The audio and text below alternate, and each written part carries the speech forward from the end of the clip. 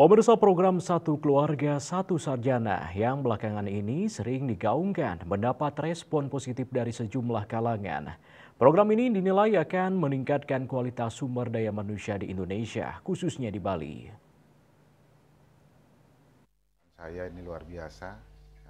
Menurut Direktur Politeknik OTC Bali, Iwayan Rediase, program Satu Keluarga Satu Sarjana sangat bagus untuk meningkatkan kualitas SDM agar mampu bersaing di tingkat internasional. Sudah saatnya pemerintah segera menganggarkan menjalankan program ini sehingga taraf hidup perekonomian masyarakat semakin berkualitas. Di sisi lain, pihaknya yang juga sebagai pelaku di bidang pendidikan menemukan ada sejumlah perguruan tinggi vokasi yang mulai menerapkan konsep kampus berdampak, di mana pemerintah juga menekankan bahwa perkuliahan di sebuah kampus lebih banyak terlibat di sektor industri, seperti misalnya perguruan tinggi Politeknik OTC Bali yang menerapkan konsep kuliah untung, di mana mahasiswa yang mengikuti perkuliahan lebih banyak terlibat di industri.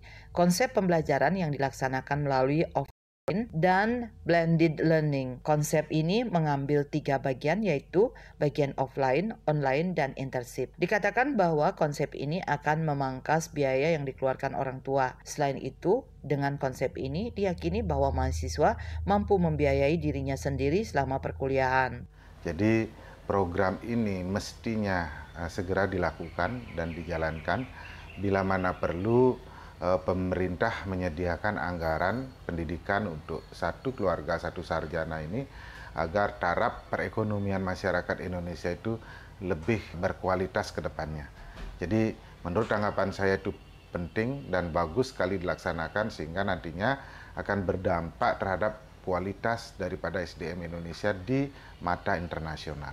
Tetapi di sisi lain, kami di lapangan sebagai pelaku juga untuk di bidang pendidikan ada beberapa lembaga seperti Politeknik ataupun lembaga perguruan tinggi vokasi.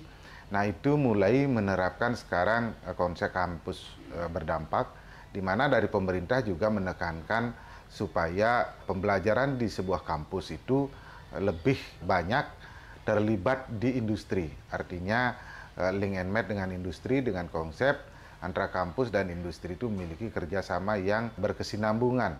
Dengan konsep praktek luar negeri, maka akan berdampak terhadap penghasilan mahasiswa itu sendiri. Seperti misalnya internship ke Taiwan selama 1 tahun, di mana mahasiswa akan mendapat penghasilan mulai dari 10-30 juta per bulan. Selain di Taiwan, mahasiswa juga berkesempatan melakukan internship di Amerika dengan penghasilan kurang lebih 5.000-8.000 US dollar per bulan.